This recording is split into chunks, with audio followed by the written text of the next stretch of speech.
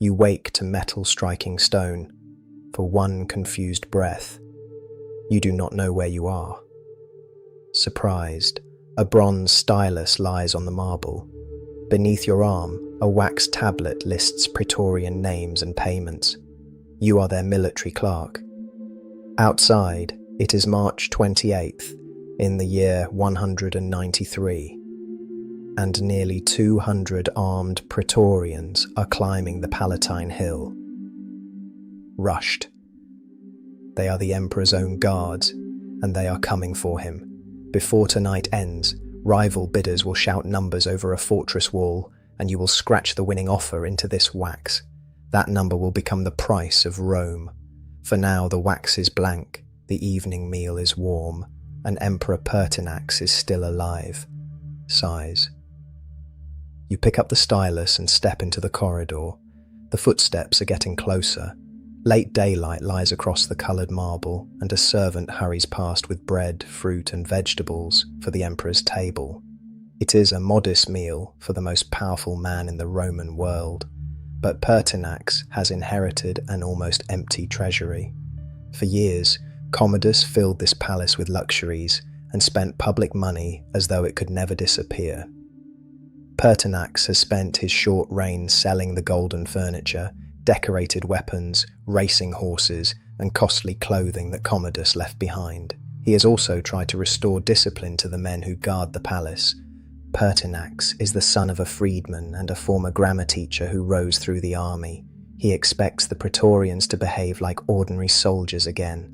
They have received about 12,000 sesterces each since he took power, a fortune to most Romans, but less than the Guard remembers from earlier rulers. Old privileges have vanished. Recent punishments have spread fear. For 87 days, disappointment has been hardening into anger. Now it is inside the palace. A messenger appears at the end of the corridor, struggling to breathe. Behind him, an official gathers loose papers into his arms. The marching stops, and a gate opens. No enemy breaks it. The porters open it themselves. The men outside wear the same Praetorian armour as the guards within.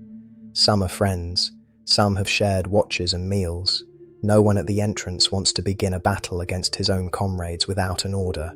So the first door opens, then the next. Boots strike the marble.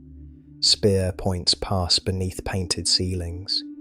Nearly 200 men spread through the corridors with swords drawn, and you step behind a column with your tablets pressed against your chest.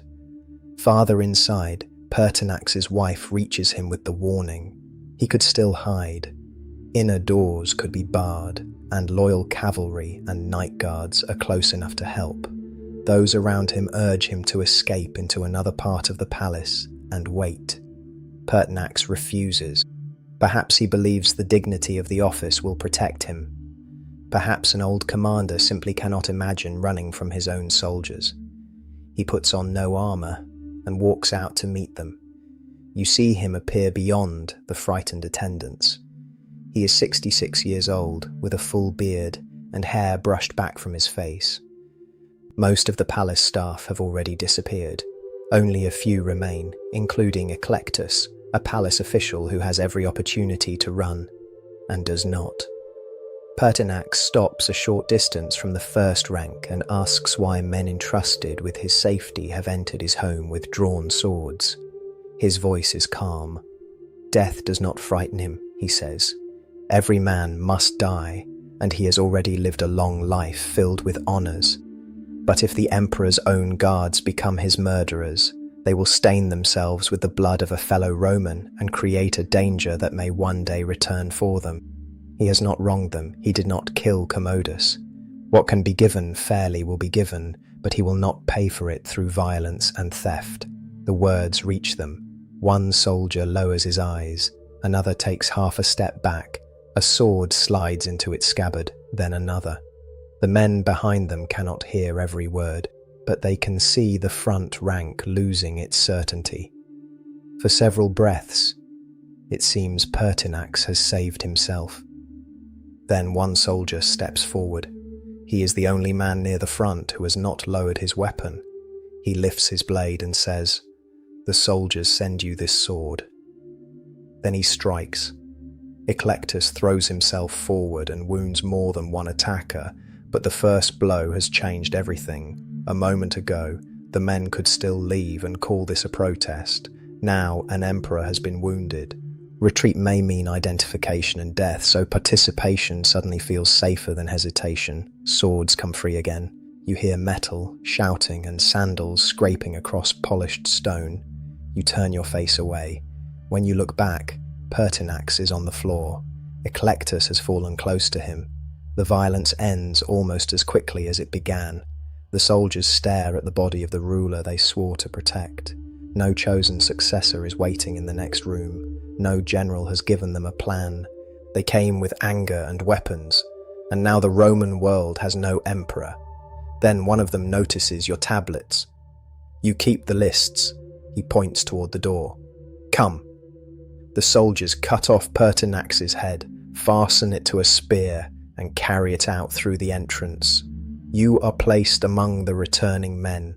Your mouth is dry, and your stylus is tucked beneath the cord around your tablets. Whatever happens at the camp, names will need to be counted and promises recorded. These soldiers trust a mark in wax more than a spoken assurance. The procession descends from the Palatine. A shopkeeper sees the spear and closes his shutters. A woman pulls two children into a doorway. Faces gather at upper windows, then disappear whenever a soldier looks up. Some people curse from a distance, others only stare.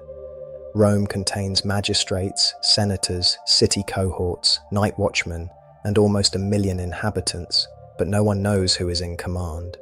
For the moment, the Praetorians are.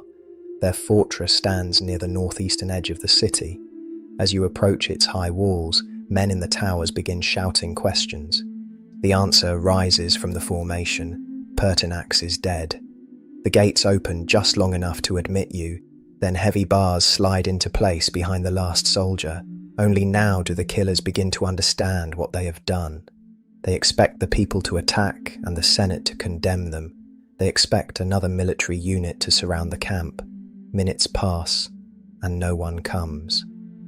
Small groups form beneath the fading sky. Some men insist that only one soldier began the killing. Others say every man who entered the palace is now responsible. Officers watch the gates and speak quietly about survival. One senior Roman official is already inside the camp.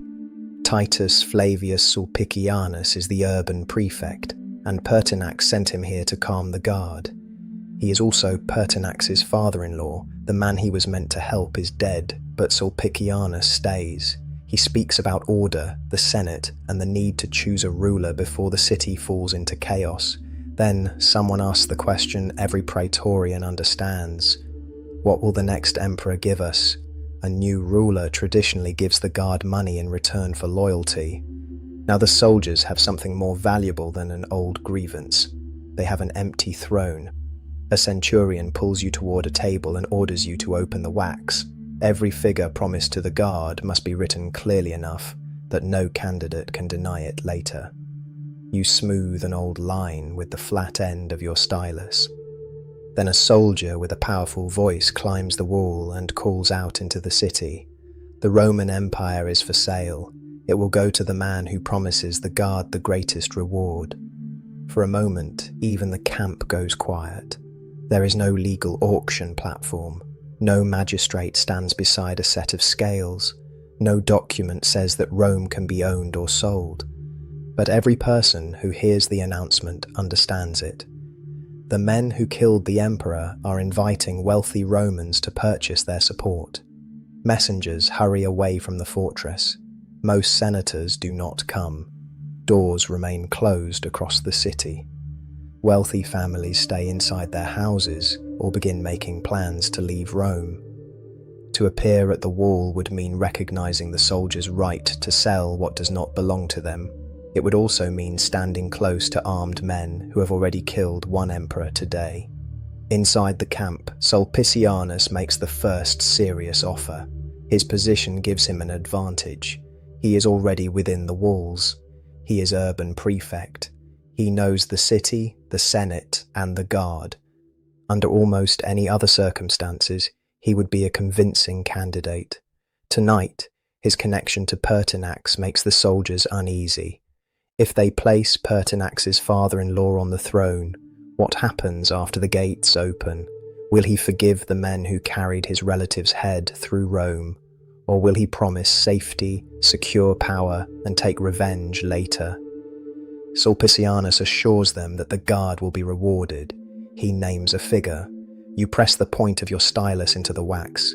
Before the officers can settle around it, torchlight appears outside the gate. Another bidder has arrived. His name is Didius Julianus. He is not a young adventurer and not a stranger to government. He is a wealthy senator of 60 who has governed provinces, commanded troops, and once shared a consulship with Pertinax.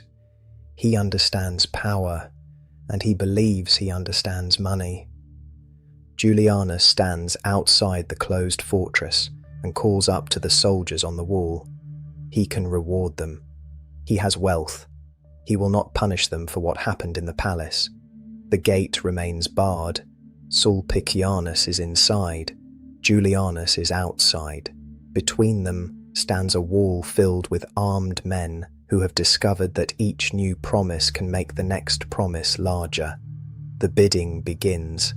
A soldier runs from Sulpicianus to the wall and shouts his offer down to Julianus. Julianus answers with a higher one. The soldier runs back. You erase the earlier figure and write the new amount. Another offer comes. Then another. At first, the increases are cautious. Each man wants to win, but neither wants to promise more than necessary. The soldiers quickly learn how to keep the contest alive. Sulpicianus offers this much. How much more will you give? Then they turn back toward the prefect. Julianus promises more. Will you raise him? Every time a messenger crosses the camp, more soldiers gather around your table. They lean over one another to see the marks in the wax. Men who were pale with fear after the killing now calculate debts, land, houses, and years without work. A single payment of this size could equal several years of ordinary military pay. You are part of the guard too. Your name exists somewhere in the rolls. If the gift includes clerks, a portion of this impossible promise may belong to you. You do not want to think about that. But when the next figure is called, your mind counts it anyway. The light fades above the walls. Torches are fixed into iron brackets. Their smoke drifts over the camp and makes the faces around you appear and disappear. The bids keep rising. 10,000 sesterces for every soldier, then more. The number is no longer simply money. It is a measure of how frightened each candidate is of losing. Sulpicianus remains calm. He is inside the fortress, speaking directly to officers, and he believes proximity will protect him. Julianus has only his voice, his reputation for wealth, and the promise that a man unrelated to Pertinax will not seek revenge. The figures climb until Sulpicianus offers 20,000 sesterces to every Praetorian. The camp erupts. 20,000. Men repeat it to make sure they heard correctly. A soldier near you laughs and grips the shoulders of the man beside him. Another asks you to show him the tablet. You turn the wax toward the light. There it is. 20,000 sesterces, promised to each man. For several breaths, no answer comes from outside. Sulpicianus has reached the figure first. He holds one of the highest offices in Rome. He is already among the soldiers whose loyalty he needs. It appears that he has won. Then Julianus changes the rhythm of the auction. He does not raise the offer by a cautious amount. He adds 5,000 at once, 25,000 sesterces, for every soldier. He shouts the number toward the wall, then raises 5 fingers so the increase can be seen even when his voice disappears beneath the noise. The reaction rolls across the camp like wind through a field. You look down at the tablet. There is not enough room beside the previous figure. You turn to a clean patch of wax, smooth it once, and write slowly, 25,000, The stylus leaves pale ridges on either side of every line. This is not the price of a house, an estate, a ship, or a lifetime of labor. It is the price offered to one soldier. Now imagine it repeated for every man in the guard. Julianus has promised a fortune so large that even a wealthy senator may not possess it. No wagon of silver waits outside the gate. No chests of coins have been opened. The men cheering around you have not received a single sesterce. What they have is a number, and the belief that power will make it real. Julianus gives them one more reason to choose him. He points towards Sulpicianus and reminds the soldiers whose family he belongs to. Pertinax's father-in-law may speak of forgiveness tonight, but what will he do tomorrow once the Senate recognizes him and the city obeys? The fear is already inside the camp. Julianus only gives it a voice. The officers begin turning toward him. Some soldiers are persuaded by the extra 5,000. Others are persuaded by the promise of safety. Most are persuaded by both. Sulpicianus tries to answer, but the auction has moved beyond him. The men who crowded around his offer are now looking toward the gate. The bars are lifted. The gate opens. Julianus enters the fortress he has just purchased his way into. He is surrounded before he has taken more than a few steps. Soldiers demand that he repeat the figure. Officers demand protection from punishment. Voices call for the privileges they enjoyed under Commodus to be restored. Julianus agrees. He promises the money again. He promises not to avenge Pertinax. He promises the guard that the old freedoms will return. The standards are raised. Men who began the day as the guards of Pertinax attach themselves to a new ruler before the old one has been buried. They proclaim Didius Julianus emperor. Sulpicianus is allowed to leave alive. Minutes ago, he was close enough to the throne to touch it. Now he walks out through the camp he failed to buy. A centurion takes your tablet, holds it near a torch, and studies the winning figure. His thumb hovers above the wax, careful not to erase it. Then he gives it back to you. Keep this with the escort. If Julianus denies what he promised, the men want the number close at hand. The new emperor cannot remain emperor only inside a military fortress. The Senate must confirm his powers. The city must see him moving toward the palace. Every hour of delay gives another wealthy senator, another military unit, or another distant general time to act. So the Praetorians prepare to take their buyer into Rome. They do not form a peaceful ceremonial escort. They leave in full armor. Standards rise above helmets. Spears point upward. Shields lock close together around Julianus, then lift over his head to protect him from anything that might be thrown from the windows and rooftops. You walk with the record keepers near the center of the formation. Outside the camp, night has settled over the city. Torchlight runs along metal rims and vanishes again. The movement of hundreds of men pushes warm air through the narrow streets. Sandals strike paving stones in a rhythm that makes doors close before you reach them. No one throws flowers. No one calls blessings down on the new emperor. People stand back beneath porticos and in darkened doorways. Some whisper, some curse him openly for buying the Roman world. Others call the soldiers murderers and then disappear when a helmet turns in their direction. Julianus walks beneath a roof of shields. He has been emperor for less than an hour, and already he is being protected from the people he claims to rule. The procession reaches the forum. Senators are being summoned from their homes. Refusing to appear is dangerous. The guard knows who supported Pertinax, who disliked Julianus, and who might still be wealthy enough to become a rival. An empty seat in the Senate House could be interpreted as resistance. One of the men pushing through the armed ranks is Cassius Dio. He is already bathed and eaten when the summons reaches him. He does not come because he welcomes the new emperor. He comes because staying home may be more dangerous.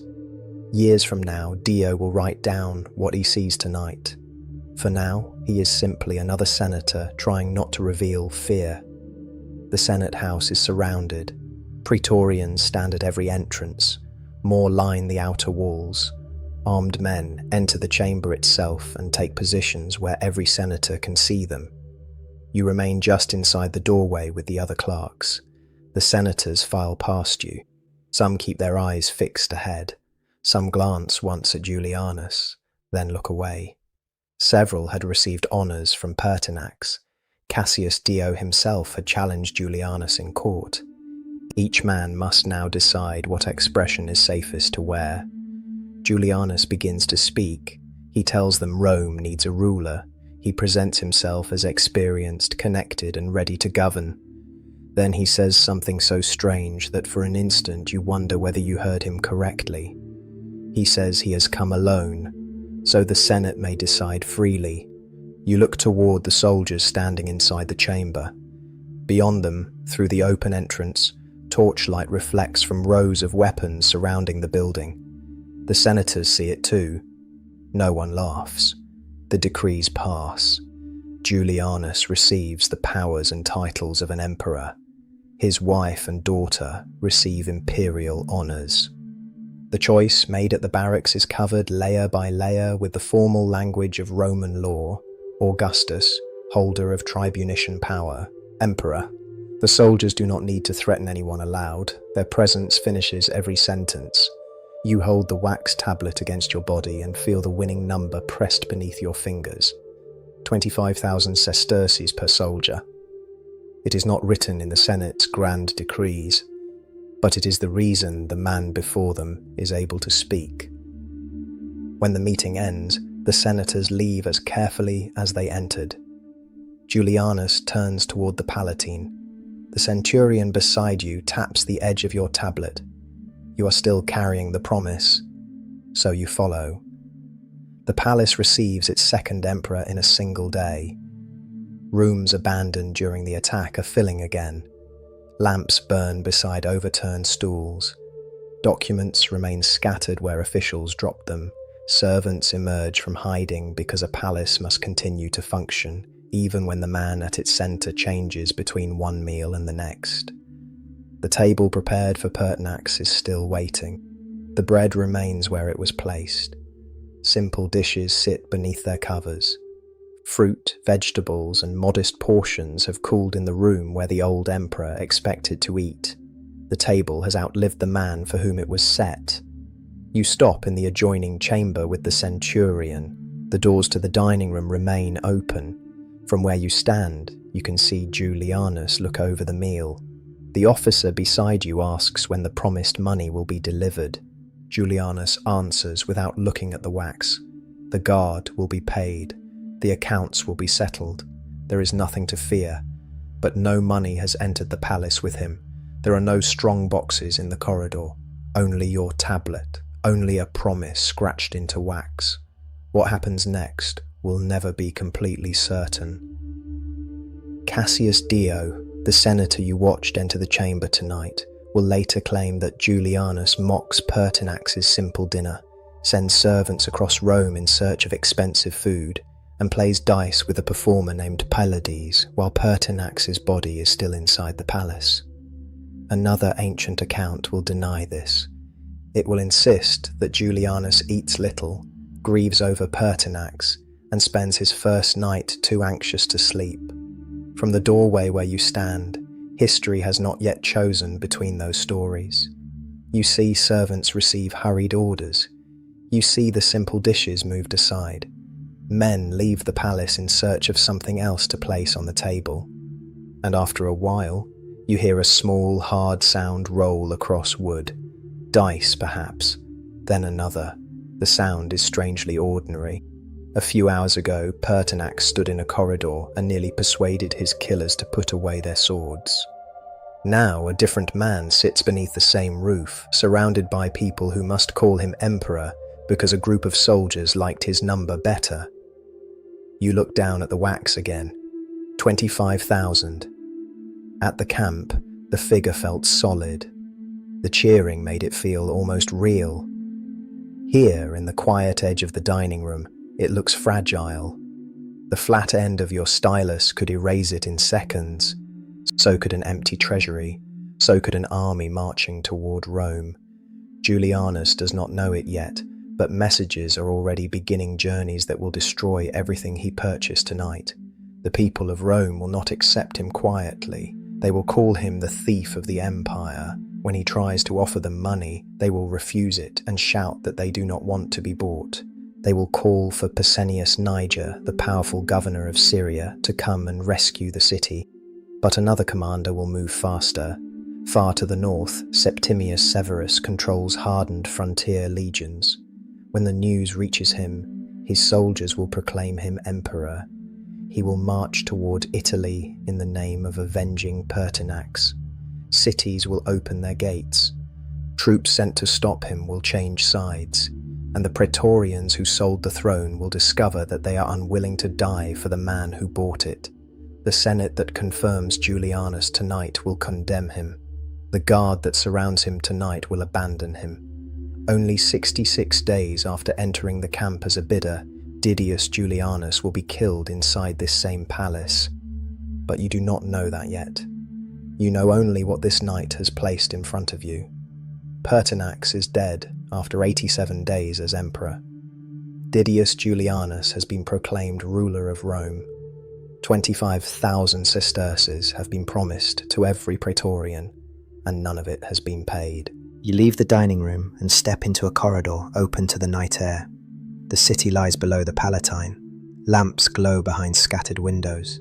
Somewhere, a cart moves through a distant street. Somewhere else, a family is whispering about the head they saw carried past their door. Most of the empire is still sleeping, without any idea that it has been sold. In Britain, soldiers stand watch beside a cold frontier. In Egypt, grain waits to travel toward Rome. In Syria, merchants close their shops. Across harbours, roads, farms, temples and cities, millions of people continue lives that no Praetorian has the power to count. They were not asked for permission.